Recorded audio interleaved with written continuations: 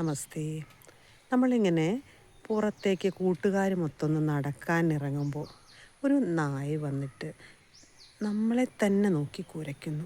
മറ്റാരെയും നോക്കിയല്ല. നമുക്ക് മനസ്സിലായി എന്നെ തന്നെയാണ് നോക്കി കുരയ്ക്കുന്നത് എന്ന്. അപ്പോൾ നമ്മൾ ചിന്തിക്കുമോ എന്തുകൊണ്ടായിരിക്കും ഈ നായ്ക്കുട്ടി എന്നെ മാത്രം നോക്കി കുരയ്ക്കുന്നത് എന്ന്? അങ്ങനെ ചിന്തിക്കുന്നില്ലല്ലോ. അതൊരു സ്വാഭാവികമായ പ്രക്രിയയായിട്ട് നാം കാണുന്നു, സ്വീകരിക്കുന്നു.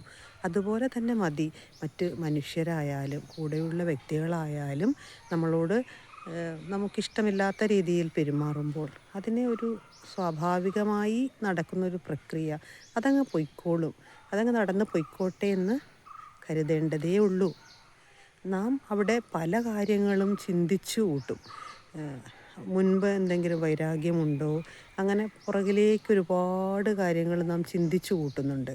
അതുകൊണ്ടാണ് നമുക്ക് വേദന ഉണ്ടാകുന്നത്. സത്യത്തിൽ ഈ ചിന്തകൾ തന്നെയാണ് നമ്മെ വേദനിപ്പിക്കുന്നത്.